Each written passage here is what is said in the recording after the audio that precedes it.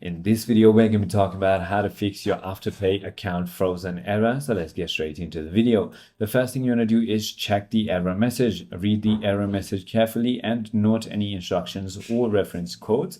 You can also check your payment history. Open the app and go to the orders to check if there are any payments which are overdue. If that is not the case, you want to simply go ahead and make any overdue payments, pay any missed or upcoming payments immediately. And this is the most common reason for a freeze.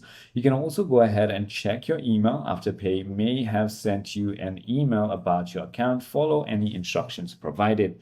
If that is not the case, you might need to simply go ahead and verify your identity as well.